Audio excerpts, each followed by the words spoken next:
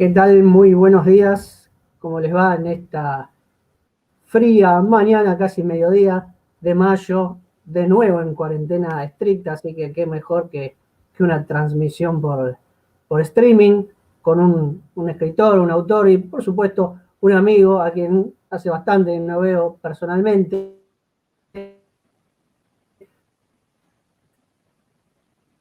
pero siempre estamos en contacto hoy en día.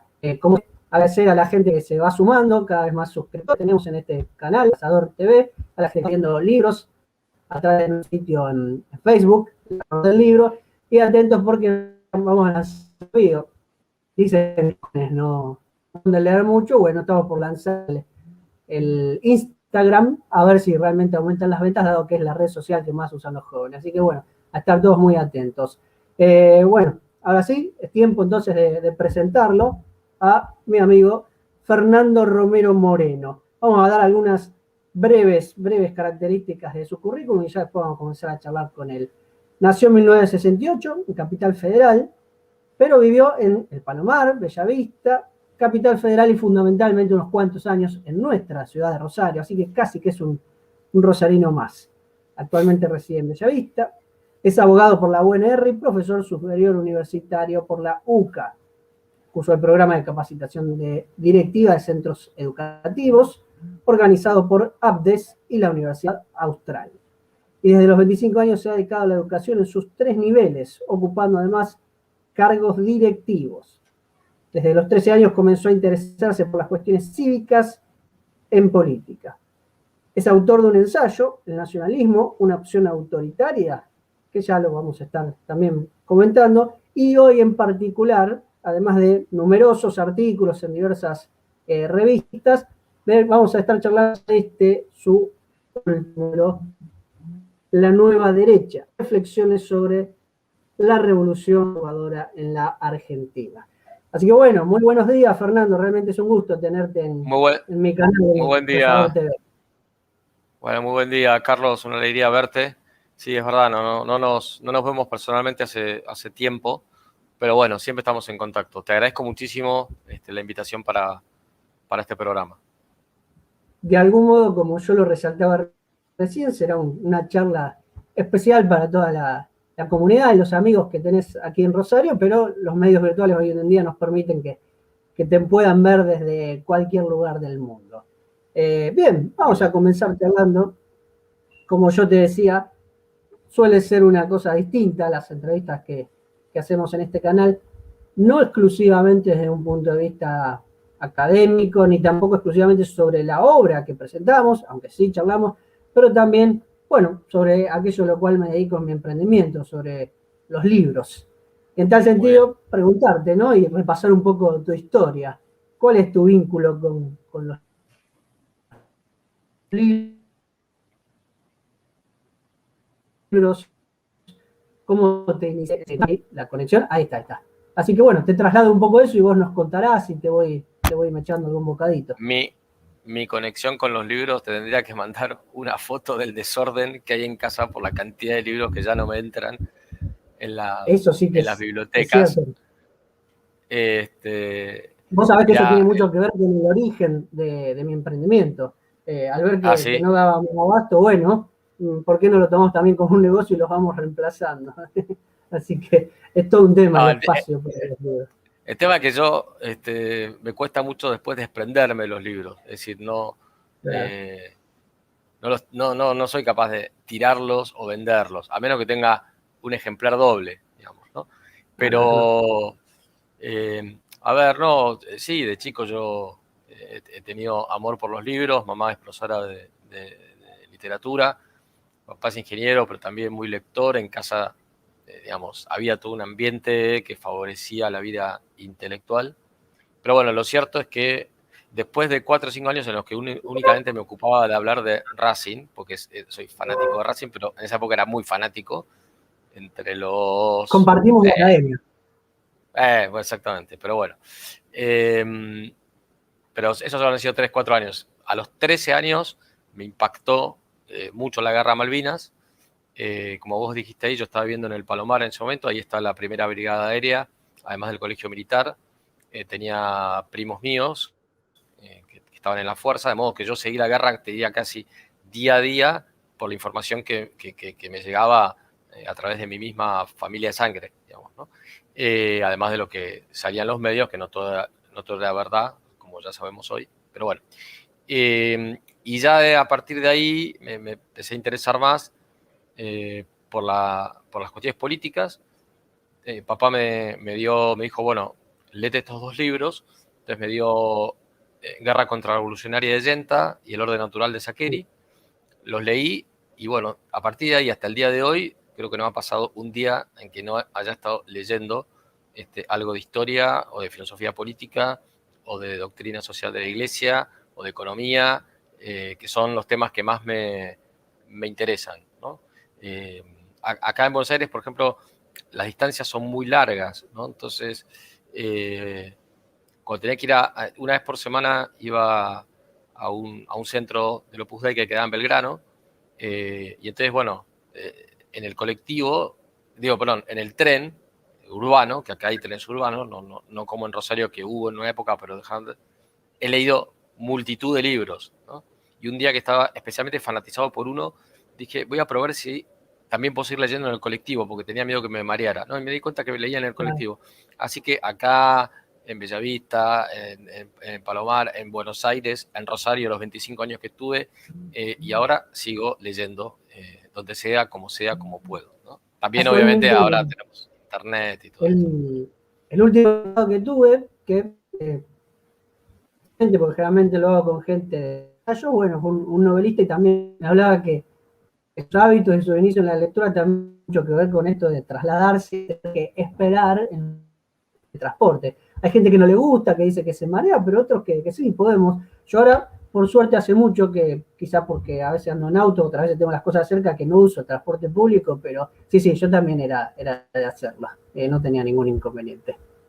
Exacto. Así que bueno, ya te digo, y además en casa, sí, de mis padres había de todo, libros de literatura, de filosofía, de política, de historia, de administración de empresas, no sé. Bueno, yo me fui inclinando más por esa bibliografía. Así ¿Y te guardás que un lugarcito o un ratito para algo de literatura, digamos, de ficción, novelas, cuentos, o es puramente no, he ensayo? leído mucho. No, he leído mucho de literatura. No sé, el Señor de los Anillos, por ejemplo, lo leí cuando tenía 16 años. Eso fue en el año 85, donde muy poca gente conocía en Argentina quién era Tolkien. Cuando fui a vivir a Rosario, lo pueden dar fe varios amigos míos, fui un entusiasta difusor de la obra de Tolkien, te estoy hablando año 90, 91, 92, 93. Cuando recién 10 años más tarde se hicieron las películas, digamos, ¿no? que le dieron como mayor publicidad. Así que bueno, y además leí mucho de literatura española, francesa, inglesa. Después me hice, dije, bueno, tengo que leer más poesía, que al principio me costaba un poco más. Y bueno, y después con el tiempo me empezó también a gustar obviamente mucho más también la poesía. Así que bueno, trato de que que haya un poquito de equilibrio, ¿no? Entre todo, porque en definitiva para llegar a la verdad hay que ir por distintas vías, pero es verdad que me resulta como más natural y sencillo y atractivo leer un libro de historia o de filosofía política que por ahí de otros temas, ¿no? Pero bueno, eso ya son las inclinaciones personales. Pero gracias a Dios he tenido la oportunidad de tener una formación clásica.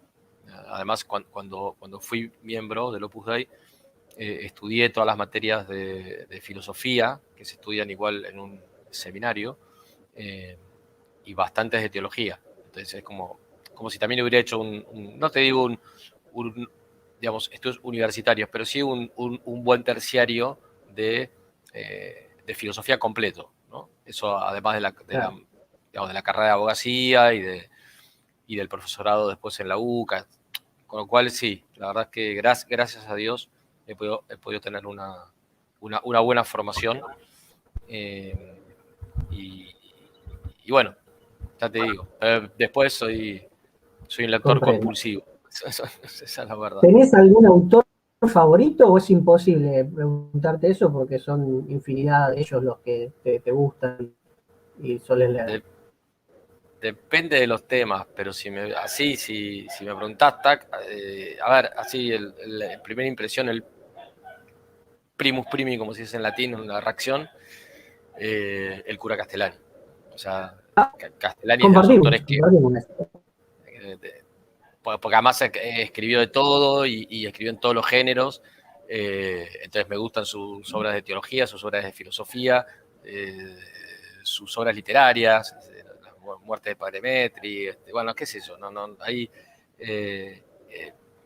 bueno, todo lo que es, además se leyó las biografías, con lo cual, pero bueno, después habría que ver, en filosofía política me gustan mucho los carlistas, por ejemplo, Rafael Gambra, Bayer de Goitisolo, Elías de Tejada, los tradicionalistas no carlistas, Ramiro Maeztu, también los anglosajones, los conservadores anglosajones, Russell Kirk, bueno, Edmund Burke, que fue el fundador.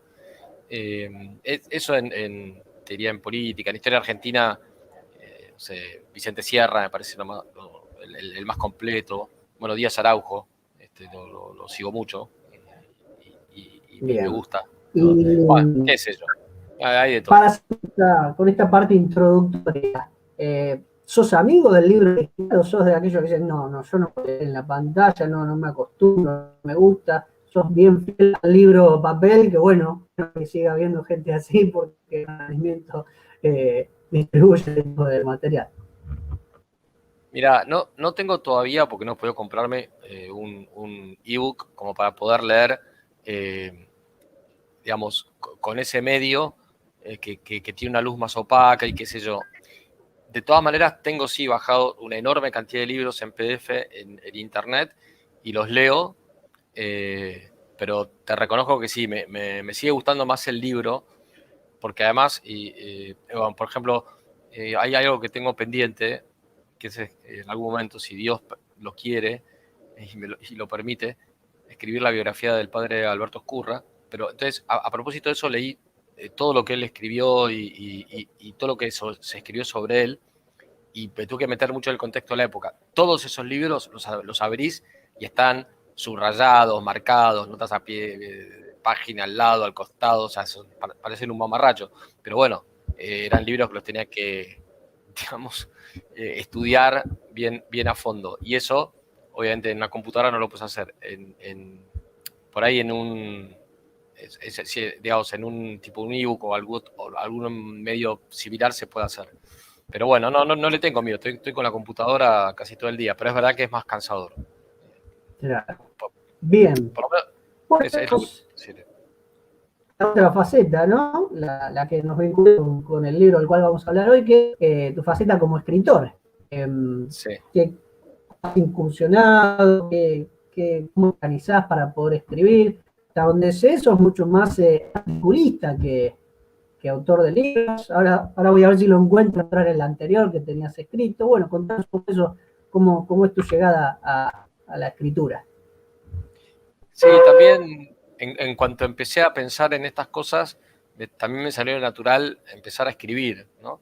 Eh, y te diría que, bueno, tal vez al principio obviamente no era muy original lo que escribía, probablemente ahora tampoco que sea del todo original, pero sí me acostumbré, y de hecho tengo guardadas algunas cosas que escribí cuando tenía 13, 14, 15 años.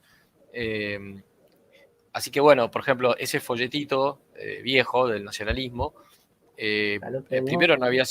primero había sido un simple artículo digamos, como para ordenar algunas ideas. Ese, exactamente. Ese se lo mostré a nuestro querido amigo, a quien suponemos ya que está en el cielo desde el momento en que murió, el doctor Petrocelli, a quien tuve el gusto de tratar y tuvimos una amistad muy grande en los últimos años de su vida. Bueno, él lo leyó y me dijo, no, esto lo publicamos como libro, no sé qué. Y bueno, él financió todo eso, se editó en la antigua imprenta que había en Colegio San José, De allá acá, en la que Rosario. imprenta. Este, Así que bueno, ese fue mi primer obra, digamos así, publicada, chiquita, pero bueno, sí, tuvo su cierta difusión, tuve intercambio epistolar, todavía en aquella época los mails no existían, o muy pocos, digamos, entonces dio ocasión de que debatiera o que al menos me escribieran, no sé, Antonio Caponeto, Juan Luis Gallardo, Eduardo Ventura, Roberto Bosca, Gabriel Zanotti, el padre Fosbury, es decir, personas de lo más variado en cuanto a su modo de pensar, Ricardo Crespo, y bueno, después sí empecé a escribir artículos que se empezaron a publicar en revistas jurídicas, por ejemplo en el Diario de Filosofía del Derecho, del Derecho, de publicación de la UCA, cuando estaba bajo la dirección del doctor Héctor Hernández, o en la revista jurídica de Mar del Plata, o en la revista Actualidad Jurídica, que son las revistas jurídicas de la Universidad de FASTA. Y después cuando apareció todo este fenómeno de Internet, y bueno, ahí empecé a publicar en páginas web. Pues yo tengo cosas publicadas, no sé, en Ahora Información, que es la publicación de la Comunión Tradicionalista Carlista en España, en Tradición Viva, que también es una publicación tradicionalista, en Prensa Republicana de Nicolás Márquez, en la Fundación Libre de Agustín Laje, de Batime, de Andrés MacLean, y bueno, y me puedo estar olvidando, ¿no? Y en Crítica Revisionista, que es de unos grandes amigos nacionalistas que tengo, que son exclusivamente sobre historia.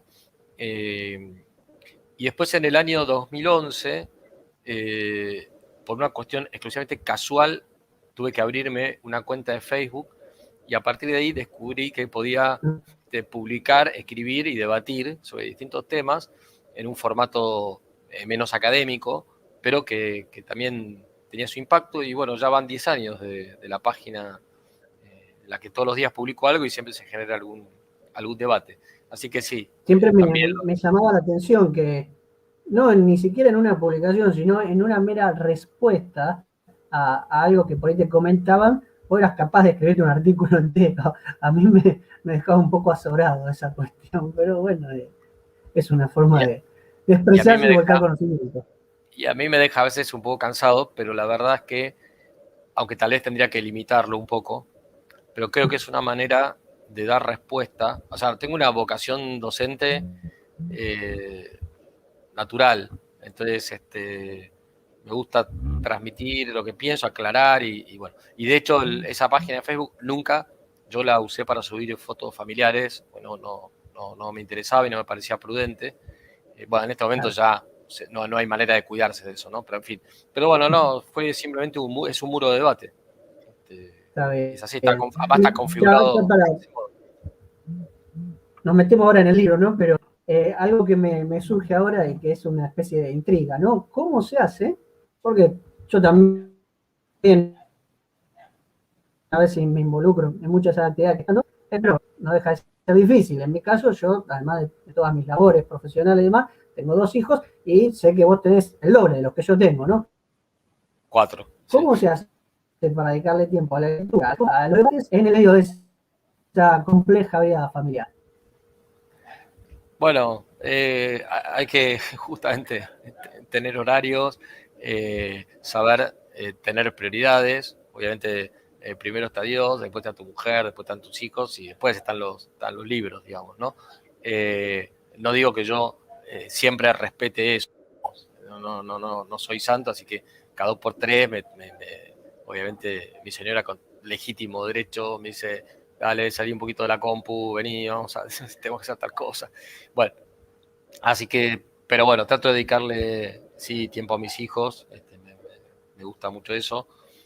También ellos son casi todos, hasta el más chiquito, tiene 4 años, que no sabe leer, pero se va a dormir a la noche y se lleva un libro y hace que lee, digamos, ¿no? Es decir, es parte de la cultura familiar. Pero a veces también me cargan ellos con este asunto, digamos, ¿no? Así que, pero sí, es un desafío porque, bueno, tiene que ver con la virtud del orden, ¿no? Entonces para los que tenemos estas responsabilidades, hay que saber que el principal negocio que tenemos en nuestras manos, bueno, obviamente después de de la santificación personal, de buscar la santificación personal, es nuestra familia, ¿no? Entonces, bueno, a veces uno no, a mí me puede pasar, decir, y voy a pasar un rato jugando a armar castillos con maderitas, con Francisquito, que es el más chico, y por ahí en ese momento tengo ganas de terminar de leer no sé tal cosa, bueno, pero paso un rato con mi hijo, porque eso, digamos, esos momentos hay que compartirlos porque pasan una vez en la vida y son fundamentales. Pero sí, es una lucha, ¿eh? Claro, como todas las tendencias, hay que saber ordenarlas. En mi caso, te diría que la que más me lleva una lucha cotidiana es esta, ¿no? La de ordenar el tiempo para las lecturas. Pero bueno, se puede lograr. Hay que simplemente proponerse equilibrar un poquito todas las cosas. Seguramente muchos de los que nos miran en este video se habrán sentido identificados, así que bueno, vayan los consejitos. Bueno, ahora sí nos metemos con tu obra, ¿no? La Dale. nueva derecha, reflexiones sobre la revolución conservadora en la Argentina. De paso, le pasamos el agradecimiento y el chivo a nuestro amigo Rodolfo Distel, editada por Grupo Unión Editorial. Muy linda realmente la impresión, el formato, con solapas, un tamaño más que adecuado y cómodo. Así que un saludo para Rodolfo. Para arrancar, ¿no? ¿Por qué la nueva derecha? Sabiendo que es un concepto y un término complejo, difícil, mal visto a veces, pero inclusive más allá de que sea mal visto por el sector contrario, inclusive mal visto en el sentido de que muchos dicen colabora con la famosa grieta que no podemos superar. Así que arranco tirándote esta cuestión. ¿Por qué elegiste esta denominación, la nueva derecha? Mirá, como vos sabés, yo desde aquellos años que hablábamos en que empecé a leer, empecé a militar en el nacionalismo católico y sigo militando en el nacionalismo católico. Entonces nosotros, desde ese punto de vista, a veces admitimos usar la palabra derecha, pero con reservas, ¿sí? Porque el origen de la palabra derecha es un origen ideológico, revolucionario, tiene que ver con la Revolución Francesa y a veces puede llevar a una visión dialéctica y distorsionada de la realidad. Otra cosa que a mí me sirvió mucho de chico era cuando José Antonio decía ni derechas ni izquierda, a la patria hay que verla de frente con los dos ojos, ¿sí?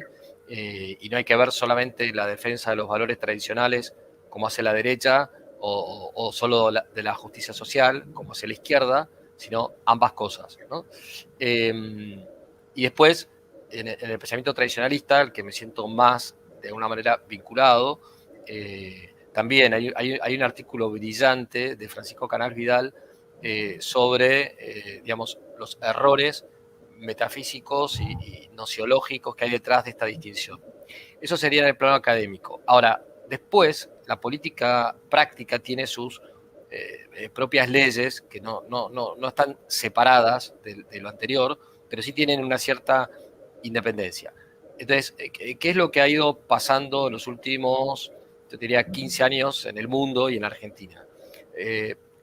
Venimos sufriendo un proceso de globalismo ideológico desde el año 89, ¿no? Cuando se produjo la caída del muro de Berlín, después países satélites de la Unión Soviética, la misma Unión Soviética. Y en ese momento, yo más o menos calculo hasta el año 2008, el globalismo estuvo como, si se quiere, conducido bajo hegemonía norteamericana, por los famosos llamados los neoconservadores, ¿no? Los halcones, digamos, que rodeaban a Bush. Era la idea de hacer un mundo por encima de la frontera, de las religiones tradicionales, pero bajo la idea de lo que hay que expandir por el mundo es el American Way of Life, o sea, o lo que Fukuyama decía, ¿no? El Estado democrático capitalista es la síntesis final. Ya después de esto no hay nada mejor, el fin de la historia, ¿no? Bueno, ese relato contra el que me tocó de alguna manera también combatir y lo sigo haciendo, fue reemplazado por el otro ala, la otra ala del globalismo, que es la progresista, ¿no? Eso fue más o menos a partir después de la crisis financiera. Entonces, no solamente empezó a tener mucho más peso la ONU, la Corte Penal Internacional, el Foro de Davos, etcétera, sino que, digamos, el carácter agresivo de esa, digamos, hegemonía globalista progresista en temas como ideología de género, como aborto, eutanasia, transhumanismo, garantismo abolicionista, etcétera, fue tan grande que empezó a generar reacciones en distintos lugares, ¿no? Reacciones que son parciales, que no son del todo ortodoxas, al menos para un católico, que además tienen elementos a veces no del todo compatibles, pero en fin, es una reacción en parte espontánea, en parte no, pero que la ves en fenómenos como los que representan Víctor Orbán en Hungría, en su momento Kaczynski, y bueno, y el partido que sigue actualmente en Polonia, Marion Maréchal Le Pen en Francia, a Marine Le Pen a su tía no le tengo tanta simpatía, pero a Marion sí, Vox en España, Bolsonaro en Brasil, Trump en Estados Unidos. Entonces, yo el fenómeno del conservadurismo anglosajón lo venía estudiando desde el año, te diría, 88, más o menos, ¿sí?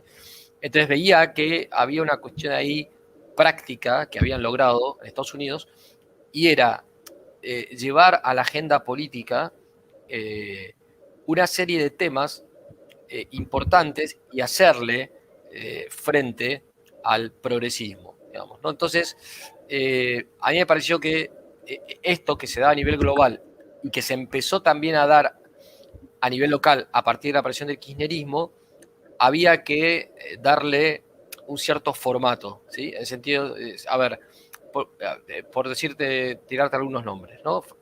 A partir del 2003 y como reacción ante la política del kirchnerismo y cosas anteriores, aparece, no sé, Nicolás Márquez con el tema del setentismo, Agustín Laje con el tema de ideología de género y de izquierda cultural, Vicky Villarroel con víctimas del terrorismo, otros ya más, digamos, con una autoridad más cualificada, pero bueno, como el doctor Héctor Hernández, que hinca el diente en la cuestión del garantismo abolicionista y lo destroza a Zaffaroni en un libro muy importantísimo. Bueno, entonces, y vimos que muchos de nosotros, aunque veníamos de corrientes distintas, estamos peleando en las mismas trincheras en muchísimas cuestiones. Entonces, conociendo, digamos, eso que es el conservadurismo norteamericano, conociendo estas reacciones a las que se les empezó a llamar nueva derecha, populismo conservador, y viendo lo que pasa en la Argentina, a mí se me ocurrió decir, bueno, a ver, podemos hacer algo similar, ¿sí? Teniendo en cuenta que hay 4 o 5 temas importantes que no son el ideal de máxima para ninguno de nosotros, pero sí que son un mínimo en el cual coincidimos y donde podemos dar batalla no solamente cultural, sino también en la arena política. Pero para eso tiene que haber, de alguna manera, un discurso, no te digo uniformado, unificado, pero sí un poquito explicar por qué se da esta coincidencia. Y entonces ahí es donde, así como hoy la palabra progresista abarca desde la más tímida socialdemocracia hasta la extrema izquierda más, digamos, violenta, ¿sí? Que se habla ahora últimamente de la revolución molecular, lo que está pasando en Colombia, en Chile, etc. Digo, sí, bueno, la palabra conservador, y también, de alguna manera, es como un paraguas en el cual se puede ubicar a todos aquellos que están en contra de la izquierda, que están en contra también del globalismo, incluso el globalismo neoconservador, pero que tienen también diferencias. Entonces ahí tenés a los liberales clásicos de corte justamente conservadora, en la línea de lo que fue Tocqueville, por ejemplo. Tenés a conservadores en la línea de Burke, tenés a los tradicionalistas, tenés a los nacionalistas católicos, e incluso tenés al peronismo ortodoxo, ¿no? Entonces digo, ¿y tenemos cosas en común? Sí, tenemos bastantes cosas en común. Entonces, un poco por eso, y otro poco por decir, bueno, usar el lenguaje coloquial que se usa hoy. Es decir, bueno, usemos la palabra nueva derecha y la palabra conservador para entender la alianza táctica entre estas corrientes. Entonces yo no le doy tanto un contenido doctrinal concreto, salvo cuando me refiero a lo que es la tradición estrictamente conservadora de Burke en España, o de Menéndez y Pelayo, digo, en el mundo anglosajón, y de Menéndez y Pelayo en el mundo hispánico, sino más bien como eso, ¿no? Como una alianza. Y después, bueno, apareció Juan José Gómez Centurión, digamos, a quien digamos, yo tengo mucho respeto y que cuando se lanzó a la política yo decidí involucrarme en su partido y qué sé yo, y él en un momento dijo, ¿no? Es decir, yo usamos la palabra derecha primero en contra de los partidos, como fue el macrismo acá o el Partido Popular en España, etcétera, que supuestamente se presentaban como de derecha y le dejaron durante 30 años la agenda cultural a la izquierda, digamos, ¿no? Cosa que seguimos viendo hoy, ¿no? En fenómenos como los que protagonizan Patricia Bullrich o María Eugenia Vidal, etcétera, digamos, o la misma Lilita Carrió, de lo único que hablan es de la República y de geopolítica y la cuestión económica. Y sacarlos de ahí, si les planteas algo más de fondo, como dice Agustín Laje, no lo entienden, o son cómplices, o incluso son parte, digamos, de esa batalla cultural, pero están del otro lado. Como en el caso de Agustín, le sucede dentro de su espacio político, él tiene a su enemigo, a Gloria Álvarez, del otro lado, ¿sí? ¿Por qué? Porque en todo lo que es aborto, ideología de género, etcétera, digamos, tiene ideas similares a las de la izquierda. Entonces yo dije, bueno, uso esta palabra por aquello que dijo Juan José. Yo vengo a llamar a una alianza a todos los liberales que respeten la vida, y por vida se entiende también todos los valores tradicionales, a los conservadores que no confundan el fuego de la tradición con las cenizas. Esto se aplica tanto a los conservadores como a los tradicionalistas, y a los nacionalistas que no defiendan, que no identifiquen necesariamente la nación con el Estado, digamos, ¿no? Entonces yo dije, bueno, sí, yo creo que eso es viable, y como además lo venía estudiando, dije, bueno, lo voy a escribir. Y así está, ¿no? Y ahí lo escribí. Me han preguntado, ¿y en cuánto tiempo lo escribiste? En 2 meses y en 35 años. Es decir, porque es fruto de lectura de muchos años. Y te agrego un dato más. Yo empecé a militar en política en la época de Alfonsín, y en la época de Alfonsín se dio algo similar, ¿sí? Por ejemplo, en el diario La Prensa, que todavía en aquel momento era un diario que pertenecía a los Gaisa Paz, y era un diario importante, no solamente digital como es en este momento, también es físico, pero casi nadie lo compra en su formato físico. En el diario La Prensa escribía Mario Caponeto, escribía Juan Luis Gallardo, escribía, no sé, ponerle Palacio Hardy, y también escribía Venegas Lynch, escribía, Manfred Schoenfeld, que era judío, pero que muy pro Malvinas, y entonces se fue dando, bueno, Carlos Manuel Acuña, Ricardo Paz, que eran conservadores, y también gente del peronismo ortodoxo, a tal punto que en el año 89 éramos muchos. Yo era muy joven en ese momento, tenía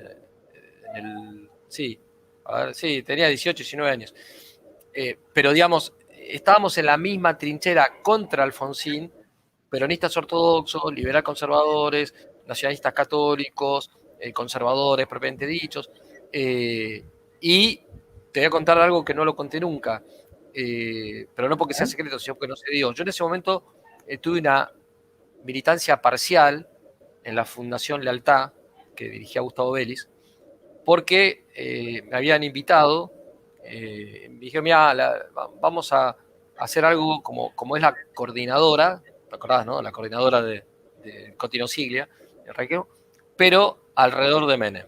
Y dije, bueno, macanudo, yo no era peronista, pero tampoco era antiperonista.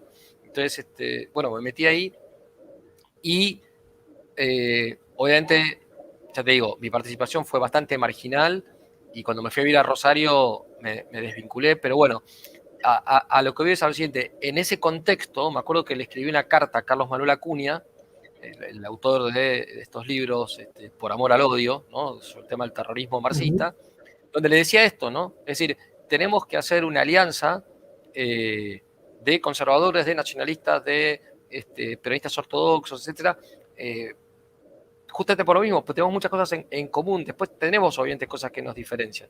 Y la verdad es que además yo veía que en ese momento eso se podía dar a través de lo que, de ese proto-menemismo, o te diría, o el menemismo tal como se planteó al principio. No te olvides que Menem, a pesar de haber estado en la renovación peronista, se convirtió de nuevo en alguien que restauró el peronismo ortodoxo, levantó la bandera, digamos, además de banderas que La a mí me parecían muy... reencarnación de Facundo Quiroga parecía ser. Y bueno, así Sí, Antonio Caponetti decía, es el régimen con patillas, y no le faltaba, digamos, razón. Pero digamos, más allá de lo que después significó, en la campaña electoral, primero le disputó el poder a Cafiero adentro del peronismo, y contra todos los pronósticos le ganó, digamos, ¿no?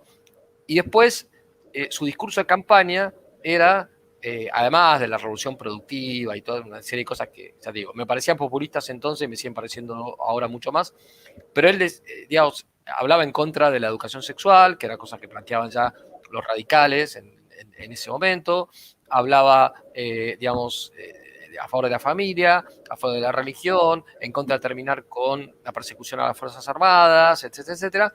Y de hecho yo supe, te diría creo que con un año de anticipación, que se iban a dar los indultos a las principales, digamos, responsables de la guerra antisubversiva y también de las organizaciones guerrilleras. Y entonces, en ese contexto le escribí a Carlos Manuel Acuña, que no me contestó en ese momento, pero después, a través de un amigo en común que teníamos en Rosario, me hizo llegar, que él también apoyaba eso. Él escribía en la prensa, pero escribía en La Capital en aquel momento. Bueno, o sea, que ya en aquella época ya diría, estaba esa experiencia, digamos, ¿no? Ahora se da en un contexto mucho más complejo, peligroso, digamos, ¿no? Pero... La verdad, Fernando, que has avanzado muchísimo sobre esa primera pregunta que te disparé y desarrollaste un montón de temas. Algunos quedarán, digamos, haremos una breve recapitulación, porque, por ejemplo, tenía pensado preguntarte bueno, retomando un poco lo que dice el prólogo, ¿no? De Gerardo Palacio Hardy, esta idea que has desarrollado, pero la volvemos a enfatizar. No es solamente un libro doctrinal, sino de algún modo un libro de cierta propuesta política, ¿no? ¿Y cuál es esa propuesta? La urgencia de constituir en nuestro país un frente nacional de derecha, es decir, una alianza política entre sectores conservadores, tradicionalistas, nacionalistas y liberales clásicos. Y ahí, bueno, te pensaba preguntar cuál es un poco la razón de esa urgencia. De algún modo lo has estado explicando. Si querés un poco sintetizarla y reafirmarla, te invito brevemente, No, porque también tengo a ver, básicamente, hoy tenemos un fenómeno que es el globalismo progresista. O sea, el intento de hacer un Estado mundial, porque a eso vamos, a una especie de Estado de bienestar global, por encima de las fronteras, por encima de las religiones tradicionales, basado en el relativismo, en la ideología de género, en el transhumanismo, etcétera, etcétera, ¿no? Bien, además tenemos a escala regional el Foro de San Pablo con una agenda, digamos, neomarxista, que no deja de ser funcional al globalismo en algún sentido, aunque se le oponga en otros, pero bueno, tenemos ese problema. Y después tenemos digamos, un liberalismo utilitarista, digamos, o como dice Nicolás Márquez, los liber progres, ¿sí?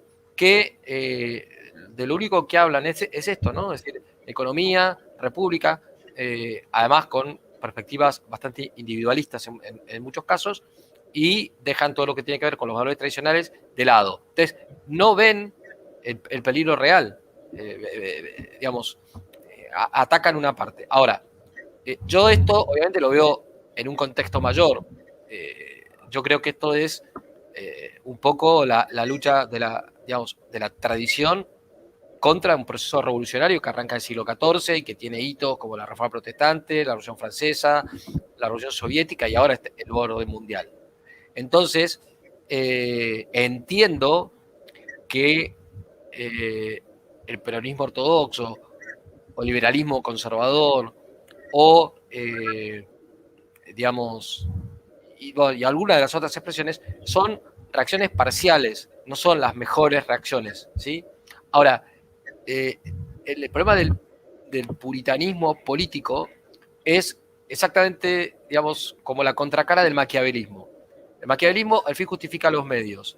En cambio, el puritanismo político es, si no coincidimos en todos los fines, entonces no hacemos nada, ¿sí? Eso sí, en una computadora escribimos y la computadora todo lo resiste. Pero la política práctica, hoy, en la época de los reyes católicos, de Carlomagno o de Cicerón, implica, digamos, cuestiones en las que hay que hacer uso de la coerción y en otros casos hay que hacer uso del consenso, ¿sí? Entonces, yo no renuncio, por ejemplo, a la idea de que el ideal es el Estado católico. Tampoco renuncio, algo que vos has estudiado mejor que yo, a que es mejor un régimen de representación corporativa, ¿sí? Pero hoy por hoy, en la Argentina, digamos, hay temas que no es que sean más importantes, pero son más urgentes, ¿sí? Porque luchar contra la ideología de género, luchar contra la dictadura del relativismo, luchar contra el garantismo abolicionista, contra el globalismo, etcétera, es más urgente. No dejo de pelear por el resto y trato incluso de llegar a un acuerdo. Digo, el Estado católico, Macanudo, me encantaría que estuviera mejor reconocido en la Constitución Nacional y que además fuera más coherente la política con eso. Ahora, si logramos en esta coyuntura que no se toque el artículo 2, que no se quite la referencia a Dios del preámbulo, que no se le quite el carácter de persona jurídica de derecho público a la Iglesia Católica y que coincidamos todos en que de mínima hay que respetar la ley natural, ya estamos planteando algo en lo que coincidimos con conservadores, con liberales, con nacionalistas, que aunque no sea lo ideal, sin embargo, le estamos poniendo un listón recontra alto a la mayoría de la sociedad. O sea, vos decís esto y la gente te dice, sos fundamentalista, sos fascista, sos nazi. Y nosotros nos damos cuenta de que en realidad estamos en nuestro piso, no en nuestro techo. Bueno, pero lamentablemente ese piso nuestro es el que hay que defender en este momento. Queda bastante claro. Te hago un bocadito más con un dato de color, ¿no? Recién te puse en pantalla completa a vos. Se trató de que tenía que entregar un libro, me vinieron a buscar. Le mando un saludo a todos los clientes que suelen pasar aquí por calle por verme a buscar sus libros. Y bueno, no lo había dejado bien acomodado para que mi mujer se lo pudiera entregar. Una gran asistente del Cazador del Libro, mi señora esposa. Así que bueno, un dato de color y un saludo a toda nuestra clientela. Fernando, tuviste explicando muy bien, ¿no? El porqué de la necesidad, esa urgencia de ese frente. Apelo a tu capacidad de síntesis. Lo has venido diciendo en todos estos ratos, pero para que quede bastante claro, si bien los puntos son muchos más quizás, pero mencioname 5 de esos elementos que tendría la gente que participaría, los sectores participarían de ese frente, que son fundamentales y en los que coinciden. Primero, la defensa de los valores tradicionales, Dios, patria y familia. Segundo, la importancia del derecho natural. Tercero, de la soberanía política, sobre todo frente al globalismo. Cuarto, de la república en el sentido clásico, es decir, la mayoría que elige a la minoría que va a gobernar, pero respetando la ley natural, la ley divina, la tradición, etcétera, etcétera. O sea, no la demagogia, no la democracia absoluta o totalitaria. El federalismo, que también es parte de nuestra tradición política, y luego un modelo económico que sea digamos, un modelo intermedio entre el liberalismo individualista, laissez-faire, laissez-passer al estilo Venegas Lynch o Axel Kaiser, o no sé, los que están de moda, Javier Milei incluso, te diría. Y las distintas formas de intervencionismo estatal, desde el populismo hasta el socialismo más extremo. Entonces yo creo que ahí hay una escuela económica que es interesante, que es la economía social de mercado, que es la que, digamos, entre otras cosas, produjo el milagro alemán, que es una tercera vía, como piso, te estoy diciendo también, no como techo, pero como piso para los que somos tradicionalistas. Bueno, la podemos tomar, porque si lográramos algo de eso adaptado a la Argentina, ya sería mucho mejor que lo que tenemos. Y para los liberales, salvo que sean muy ideológicos, aunque vengan de la escuela austríaca o vengan de la escuela de Chicago, y no tanto de esta cuarta escuela de economía de mercado, que es la alemana, sin embargo, si tienen dos dedos de frente, obviamente te dicen, si lográramos un modelo así en la Argentina, es que estaríamos realmente en un programa, digamos, económico sensato, ¿no? Entonces, bueno, yo te diría, esas son las ideas principales. Bien. Y después tener claro el enemigo, ¿no? Que son Bien. los que defienden todas las otras cosas que te dije antes. Fernando, y me pondría un poquito en crítico o en abogado del diablo, y esta idea de un frente seguramente tiene algunos riesgos y aparecerán los que vengan a decir, miren que esto conocemos y de sobra, ¿no? Podrán hablar cercano en el tiempo quizás de la alianza del 2000, del 99, o más atrás en el tiempo de la famosa Unión Democrática. Yo sé muy bien que vos tenés la respuesta para eso y nos la vas a explicar ahora, pero es muy probable que aparezcan, ¿no? Estas uniones medias raras que después terminan en cualquier cosa, así que seguramente podrás comentarlo.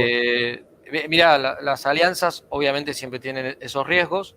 De todas maneras, esos ejemplos no son los más felices, porque la alianza fue una alianza de neoliberalismo tecnocrático con socialdemocracia, que terminó como terminó.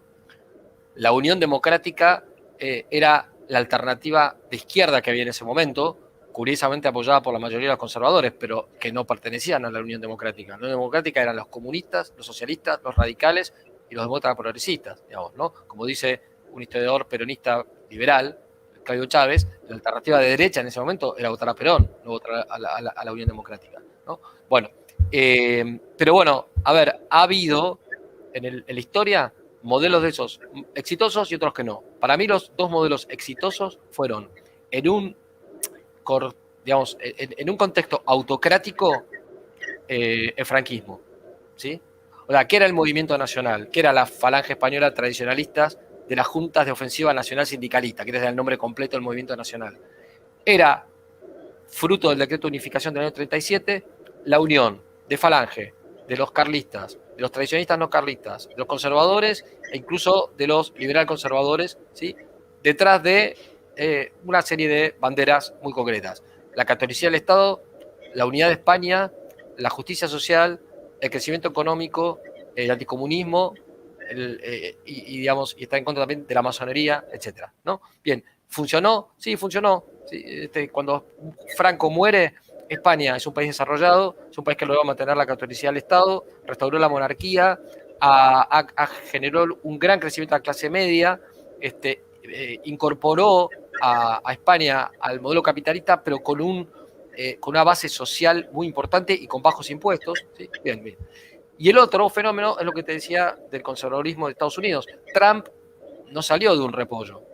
Por supuesto, tiene virtudes y tiene defectos, pero digamos, él le agregó su cuota de, digamos, su personalidad, su, digamos, riqueza material, que le permitió no depender de nadie para gobernar Estados Unidos y qué sé yo. Pero detrás de eso hay todo un movimiento que existe, que es un movimiento conservador, donde hay un poco de todo. Entonces, si nos ponemos en puristas, y le vamos a empezar a encontrar un montón de problemas. Pero, a ver, hace 100 años hubo una reacción también al globalismo, que fueron los fascismos. Los fascismos también eran heterodoxos. Y por supuesto, uno de esos sectores era perverso, o sea, el nacionalsocialismo. Pero otros grupos dentro de esas corrientes, como falangismo español, como la Guardia de Hierro rumana, como se dice, el rexismo belga, o, bueno, en fin, y el mismo fascismo italiano, fue visto por mucha gente como la alternativa práctica, concreta, para poder enfrentar al imperialismo internacional del dinero y al mismo tiempo a los bolcheviques, ¿sí?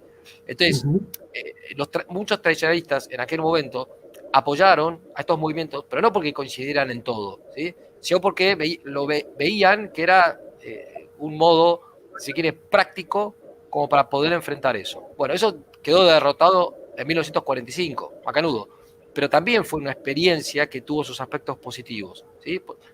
Insisto, dejando de lado el caso del nacionalsocialismo alemán, que es el que desvirtuó todo con su racismo totalitario, su antisemitismo, totalitarismo, etcétera. Pero en los otros fenómenos, hoy, o incluso hubo fenómenos, digamos, similares, pero que no podrían encuadrarse probablemente dentro del fascismo, pero que tampoco eran totalmente ortodoxos. Dollfuss en Austria, Oliveira Salazar en Portugal, después Franco en España.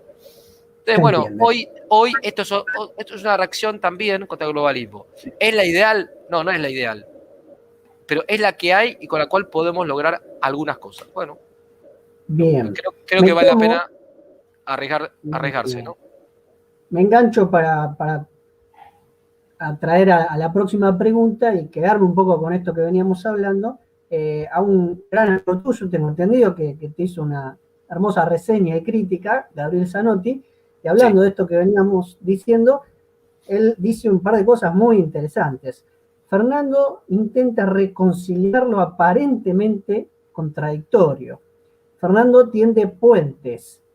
No es tiempo para las landias, la Fernandolandia, la Gabrielandia. La propuesta de Fernando es casi imposible. Bueno, quedémonos en el casi y veamos cuánto puede avanzarse sobre ese casi. Entonces, viendo esto, vos decías, bueno, si nos ponemos en puristas, y sí, la verdad que hay unos cuantos que van a aparecer y van a venir a decir, pero eso es disidencia controlada, etcétera, etcétera. Bueno, no es la idea lo del purismo. Y ahora sí paso a lo otro que quería preguntarte.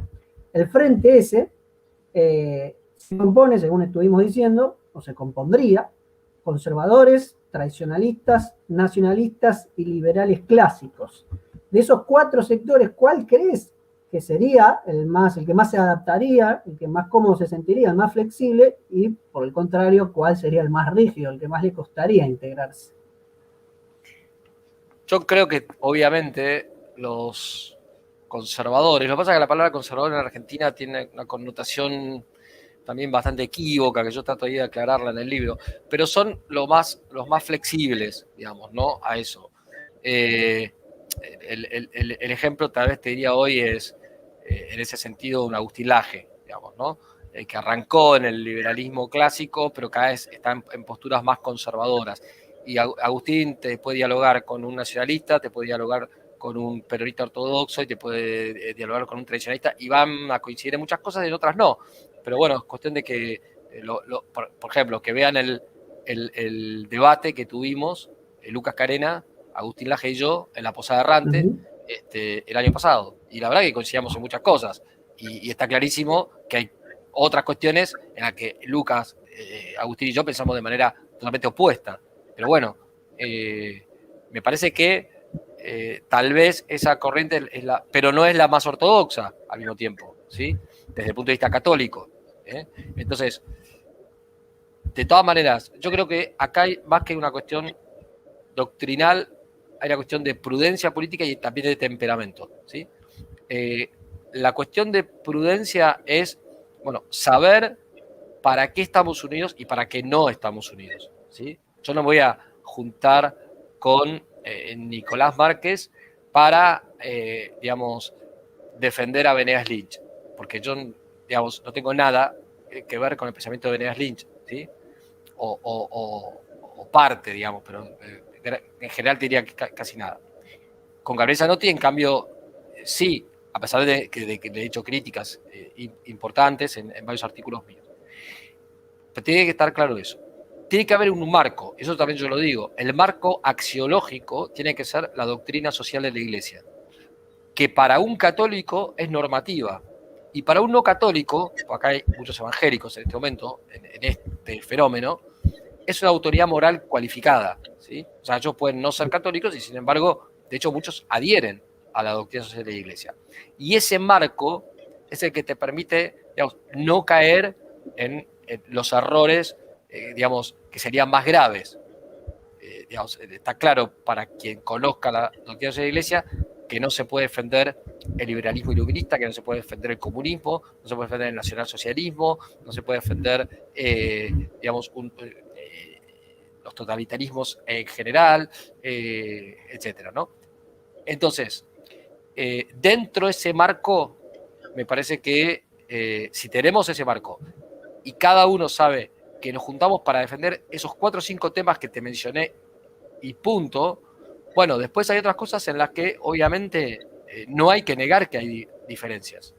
Pero bueno, es una cuestión práctica. Y la del temperamento, que te decía, es porque algunos te pueden decir con la cabeza, sí, te entiendo, pero ¿sabes qué? Yo no me puedo sentar a hablar con Lucas Carena porque soy gorila, me salen los pelos por todos lados, bien, macanudo. Y otro al revés, dice yo con Nicolás Márquez no, porque yo a cualquiera que defienda a los genocidas, bueno, listo, macanudo. Es una cuestión de, sí, si querés temperamental. Yo la tengo con respecto a otras expresiones. Tiendo a dialogar bastante, pero no con todo el mundo. Llega un momento que hay personas o sea, vos ponerme a dialogar con Máximo Kirchner, yo no empiezo a dialogar un comino con Máximo Kirchner, ¿entendés? Claro. Y con Pichetto tampoco. Precisando un poco lo que te había preguntado y avanzando sobre la otra, no sé si lo llegaste a contestar, pero en mi visión creo que quizás a los que más les costaría integrarse serían probablemente a los nacionalistas. Y vos dentro del libro, en el capítulo dedicado al nacionalismo es donde integrás a quizás el elemento también que más grieta causa en nuestro país, que vendría a ser el peronismo. ¿Cómo ves la posibilidad de que cierto sector del peronismo participe de allí? Porque yo sé que es bastante compleja, que hay veces que aparece esto ahí, pero vos sos gorila, vos esto, vos aquello. Si avalás lo que yo dije, de que el sector que más le costaría es el nacionalismo, y qué análisis haces de ese eventual peronismo no kirchnerista. Hay un sector del nacionalismo con personas buenísimas y muy bien formadas que están absolutamente en contra de la participación dentro del sistema democrático de cualquier tipo de alianza de esta naturaleza. Perfecto. Ese sector del nacionalismo no se va a integrar nunca, ¿sí? Pero hay muchos nacionalistas que en cambio sí. De hecho, cuando se formó NOS, inmediatamente tuvo el apoyo de Enrique Díaz Araujo, de Mario Caponeto, de Lee Yenta, que Dios la tenga en paz, que murió hace poco tiempo, de Mario Meneghini, de Jorge Scala, de Héctor Hernández, ¿sí? No porque coincidan en todo con Gómez Centurión, no porque estén afiliados todos, algunos y otros no, al partido, pero ven como una posibilidad práctica, real, en este momento, apoyar eso, ¿sí? Entonces, hay un sector del nacionalismo que no, pero hay otro sector del nacionalismo que sí y que está trabajando. Y después, el peronismo. Si son peronistas, me refiero, peronistas ortodoxos, ¿no? O sea, dejamos de lado la discusión sobre Perón, sobre el peronismo como fenómeno histórico, nos quedamos con la parte doctrinal. Si son peronistas ortodoxos, pero siguen muy atados a defender un modelo como el del estado de bienestar, y yo te diría que ahí va a ser difícil una alianza política electoral, lo que no quiere decir que no podamos coincidir en el espacio político-cultural, ¿sí? O sea, yo les hago propaganda a Marcelo Gullo, ahora con su libro La Madre Patria, ¿sí? Como antes dice, con la insubordinación fundante, pero estamos en dos espacios políticos distintos y no pasa nada. Ahora, cuando tenemos que defender la hispanidad, atacar la leyenda negra, mostrar que cierto proteccionismo inteligente, digamos, lo han hecho y lo siguen utilizando todas las potencias mundiales, etcétera. Bueno, coincidimos. Y otras cosas no coincidiremos, macanudos, pero no significa. Es decir, yo no estoy peleado con Marcelo Gullo porque él esté en principios y valores, ni él está peleado conmigo porque yo esté con NOS. ¿Se entiende? Tampoco hay que forzar las cosas de manera artificial. Patricio Lons, en cambio, tal vez podría participar dentro de NOS, no sé, habría que preguntárselo, porque él tiene una visión más crítica respecto del estatismo económico siendo peronista. me peleo por cuestiones históricas, digamos, ¿no? O sea, le dediqué 5 programas de mi canal de YouTube a defender a San Martín como puse San Martín defensor de la hispanidad, casi te diría para atacarlo a Patricio, ¿no? Yo Lo ahí digo, siento como, yo creo que no merece respuesta directamente, te lo dice un fervoroso sanmartiniano como lo ves ahí arriba, pero bueno. bueno, por eso te digo, pero a lo que voy es esto, Macanudo, pero Patricio a lo mejor sí entraría, porque está de vuelta de algunas cuestiones económicas que tenían sentido a lo mejor en el año 40, pero que hoy son imposibles. Pero bueno, hay que ver, hay distintos niveles de integración, de alianzas, pero por de pronto creo que más importante que un partido político es que hay que crear el espacio político-cultural de diálogo, de debate, de coincidencia y también de disidencia, ¿sí? Pero como lo tiene la izquierda, o sea, la izquierda se hace bombo mutuo todo el tiempo y no quiere decir que todos piensen lo mismo, ¿sí? Bueno, Claro. tenemos que hacer un espacio desde los nacionalismos de tercera posición, que no me importa que no use la palabra derecha, yo tampoco, en otro contexto no la usaría y tampoco le doy tanta importancia, ¿sí? O sea, no me importa, son nacionalistas de tercera posición, macanudos, tenemos un montón de cosas en común, hasta los que se definen como de derecha conservadora, bueno, macanudo, qué sé yo, ¿no? A ver, vayamos a la realidad, a la realidad. ¿Qué defendemos? Bien, y en función de eso trabajemos en común, en eso que tenemos, digamos, donde estamos en las mismas trincheras. Te preguntaba especialmente lo del peronismo, porque, bueno, uno a veces diría, uy, che, pero qué lástima, ¿no? Que van sumándose algunos espacios que tienen tanto común, pero esta cosita lo separa. Pero bueno, quizás no sea posible, pero como vos dijiste, el espacio político-cultural, que hasta eventualmente, si comienzan a aparecer cargos legislativos, bueno, acompañar iniciativas, por más que sean de distintos sectores y demás. La verdad que es interesante esa visión. Sí, igual yo le dediqué una parte del libro, hablar del tema del peronismo ortodoxo, pero como le dije una vez a Juan José Gómez Centurión, digo, no lo decía por él, que sé que esto lo entiende perfectamente, sino por otras personas en la reunión que estábamos. Dije, yo no soy peronista, dije, pero el que no entiende el peronismo no entiende al pueblo argentino, el que no entiende al pueblo argentino no es capaz de gobernarlo, ¿sí? Entonces no hace falta ser peronista, ni hace falta estar necesariamente aliado con el peronismo, pero vos no podés no entender el fenómeno sociológico y político histórico del peronismo. No me refiero al pejotismo, no me refiero al frente de todes. No, me refiero a nada, al peronista, digamos, de tercera, cuarta generación, que ya su abuelo, bisabuelo fueron peronistas, y que defiende esas cosas elementales, ¿no? La soberanía política, la independencia económica, la justicia social, la cultura nacional, y que no es marxista y no es liberal. Punto. Bueno, tengo un montón de cosas en común con esas personas, ¿sí? Entonces, no las puedo dejar de lado. Fíjate vos, Fernando, y te digo más, en Nos sacamos más votos en La Matanza que en San Isidro. ¿Sí? Y mucha gente del peronismo, digamos, los punteros en muchos lugares, al menos en el conurbano bonaerense, son evangélicos, ¿sí? ¿Y qué votaban? Votaban, obviamente, al peronismo. Hasta que el peronismo se fue decantando cada vez más por este kirchnerismo, esta mezcla de socialdemocracia y kirchnerismo. Y bueno, esa gente que está en contra del aborto, que está en contra de la ideología de género, que te lo van a decir con palabras sencillas, porque viven en barrios muy carenciados, o sea, votan hoy a Gómez Centurión. ¿Por qué?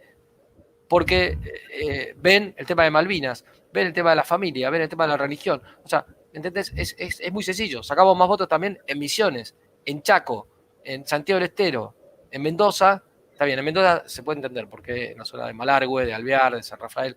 Ahí. Pero bueno, que, ya te digo, que en San Isidro, que en Nordelta o que en Barrio Norte. ¿Ok? O sea, hay Fernando, un sector que nos apoya del peronismo real. Fíjate vos que habíamos hablado de charlar más o menos media hora y ya vamos por una hora. Te hago la última pregunta y ya después venimos con el cierre y de paso también leemos un poco los comentarios de alguna gente que se conectó, a pesar de que uno no hace todo el bombo para que venga la gente al vivo, pero algunos parece que se conectaron. Te planteo, vos decías que hay algunas al final del libro, de cada 3 capítulos, a cuestiones que son complejas y que suele haber diferencia entre esos 4 sectores que formarían el frente. la cuestión del capitalismo, la cuestión de la democracia, la cuestión de la religión. Similar a como te pregunté antes por los sectores, pero ahora por los temas. ¿Cuál de esos 3 temas crees que sería el más difícil en que se pongan de acuerdo y que acordar? Creo que el económico, sin ser el más importante, ¿sí? Porque, a ver, si una persona que defiende la economía de mercado parte de un individualismo absoluto, bueno, con esa persona es imposible ponerse de acuerdo, punto. O sea, no entran dentro de esto, digamos, ¿no? Y si del otro lado tenés, poner en el nacionalismo, en el peronismo, gente que te defiende un estatismo a ultranza, casi al borde del socialismo, bueno, obviamente no va a haber inconvenientes. Ahora, dentro de esos 2 extremos, llegar a acordar un modelo político que permita bajar el gasto público, bajar los impuestos, por tanto, no expandir la oferta monetaria y generar inflación, y al mismo tiempo dejar de endeudarnos con el exterior, y favorecer un cierto proteccionismo en aquellas áreas que realmente son estratégicas y necesarias para consolidar una cierta independencia económica sin caer en una postura aislacionista o dirigista, etcétera, etcétera. Bueno, ya ahí entonces entras a trabajar sobre cuestiones concretas, puntuales, donde creo que se puede llegar a acuerdos. Pero es el tema más difícil, ¿sí? Porque, ya te digo, los liberales, el liberalismo en la Argentina es una cosa muy compleja, porque tenés desde los más individualistas hasta los que no se dan cuenta que son proteccionistas, pero proteccionistas de los capitales extranjeros. Entonces, es una contradicción. O sea, en ese sentido yo creo que Venegas Lynch es mucho más coherente. Parte de premisas falsas y llega a conclusiones erróneas, pero por lo menos es coherente. Pero el que me dice que el mejor modelo fue el de la generación del 80 porque fue muy exitoso, aunque yo le pueda reconocer muchas cosas, te voy a decir, pero escuchame, pero el modelo de la generación del 80 hacía proteccionismo. El problema es que el proteccionismo, salvo en el caso del vino en Mendoza o el azúcar en Tucumán, se lo hacía a los capitales extranjeros, a los ferrocarriles ingleses, a los que les garantizaban las ganancias, además de darle no sé cuántas leguas de tierra a uno y otro lado del ferrocarril. Entonces, si vos le negás protección a los capitales nacionales, tampoco se lo podés dar a los capitales extranjeros. Y si no, no me vengas a decir que vos sos liberal y estás en contra del proteccionismo. Porque en el caso de que lo hagas, digamos, por una cuestión de pragmatismo, bueno, macanudo, no estoy de acuerdo. Y si no, te voy a decir, sos un cipayo. Porque seguramente vos defendés eso porque estás defendiendo los intereses de las empresas de las cuales a lo mejor sos abogado, ¿entendés? Claro. Pero bueno, ya te digo, sí, creo que es el más difícil ese tema. Bárbaro, quedó entonces más que contestada. Bueno, le vamos a ir dando un cierre, no sin antes mirar un poquito lo que nos puso la gente acá en los comentarios. Sebastián Suárez, supongo quizás sea algún conocido tuyo, Dios quiera que pueda escribir la biografía del padre Ezcurra Medrano. Bueno, vamos, Fernando, a organizarse con el tema del trabajo y la familia y a concretar ese proyecto. Acá Ezcurra Medrano era el padre del padre Ezcurra, o sea, el historiador. Claro. El padre Ezcurra era Ezcurra Uriburu, su madre era Uriburu. Tu biografía va a ser la del padre Ezcurra. La del padre Alberto Ezcurra, sí. Bien. Bueno, entonces ya sabemos que editor hay disponible, que es muy paciente, que es muy flexible, así que... No, tengo toda la investigación hecha, pero no he tenido tiempo de escribir, porque este libro lo escribo en 2 meses. La biografía del padre Ezcurra me puede llevar varios años escribirla, ¿no? Claro. No es sencillo. Bueno, después tenemos acá alguien se conectó, pero nos lo hace con un seudónimo, que es una cosa compleja a la hora de a veces de comentar por internet. Nos gusta saber bien con nombre y apellido quién es. Un tal Pixu. Nos habla de en ese frente una figura media particular, si querés, no más de 30 segundos. ¿Qué opinan de Cunio para intentar con Gómez Centurión, por ejemplo? Me parece una figura muy, muy especial, ¿no es cierto, Fernando? No. Lo dejamos ahí. Bueno. No tengo nada que decir. No me gusta calumniar, pero tampoco voy a defender a alguien que... Perfecto. Y varias preguntitas más, pero bueno, la verdad es que se nos va a estar extendiendo. Le agradecemos de todos modos a este muchacho que nos manda sí, comentarios. Y nos aparece también un gran amigo que, tengo entendido, te ha convocado ahora dentro de muy poquito al Centro de Estudios de Historia Constitucional Argentina, de la Facultad del Derecho, Pablo Schurman, con Un gran quien amigo, tenemos sí. muchísimas cosas en común, aunque Sí, sí, él sí, sí. está en ese sector que recién hablábamos, ¿no? Si se integra o no se integra por estas cuestiones, a veces de si uno es gorila o no y demás. Bueno, él tiene esa Nada, pero identificación más con el justicialismo, pero un gran amigo con sus mates con historia. Así que un gran saludo para Pablo. un Le gran mandamos. amigo, un gran amigo, un gran intelectual, además. Un gran Uh -huh. profesor. No, no, yo destaco siempre, defiendo y promuevo que conozcan a los sectores nacionales de la ciudad de Rosario, ¿sí? A Marcelo Uh -huh. Gullo, a Lucas Carena, a Pablo Jurman, a Nicolás Mayoraz, no sé, a Pablo Dávoli, no me quiero olvidar, me refiero a los peronistas, porque después está obviamente Carlos Robledo, está vos, están todos mis amigos En nacionalistas, ese ¿no? Pero sentido, yo soy un librero, yo no tengo grieta, yo estoy con los no, peronistas, conmigo con Schumann y escribiste, con los sí, nacionalistas. escribiste un libro sobre el corporativismo. Lo que te quiero decir es, los que han sido discípulos de Luis D'Aloisio, de Cepea, todo eso que, viste, que hoy tienen relevancia pública, pero por ahí no saben la gente de dónde salieron. Yo conozco la historia, sé dónde se formaron, los conocí cuando éramos universitarios. Es gente muy valiosa, yo los aprecio muchísimo. Y obviamente tenemos muchas cosas en común, y las que no tenemos en común no, no son para pelearnos, digamos, sino simplemente para intercambiar opiniones. Así que, bueno, Muy aprovecho eso bien, para... redondeamos entonces. En el libro he visto que agradeciste y citaste a infinidad de gente, se ve que tenías muchas cosas para valorar y agradecer. Entre ellos me citaste a mí con el trabajito ese que recién decíamos Sí, sobre el corporativismo. Y bueno, entonces esperemos que fruto del trabajo se viene haciendo y también de esta entrevista se venda muchísimo, se distribuya por todo el país. bueno, Recordamos La Nueva Derecha, reflexiones sobre la revolución conservadora en la Argentina. No dejen de pedirlo a nuestro sitio El Cazador del Libro. Fernando, algunas palabras, digamos, de saludo para cerrar. no, agradecerte tu invitación. Siempre es un placer poder hablar con vos de estos y otros temas. Un gran saludo a todos los que estuvieron oyendo este programa o lo van a oír después. Y en especial, ya que vos vivís en Rosario, a todos mis amigos rosarinos, ¿no? Sí, como decías, de mis 52 años, 25 los pasé en Rosario.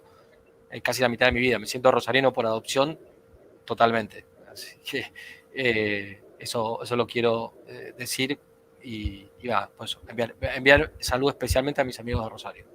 Muy bien, y en cuanto se pueda, te esperamos por aquí a comer algún Sí, asado, tomar unos mates, lo que se pueda. depende de Alberto Fernández y de otros Que personajes, ya, puedas hacer cositas. Muy lamentablemente. bien, Bueno, no dejen de compartir este video. Muchas gracias a todos, un saludo grande. nos vemos.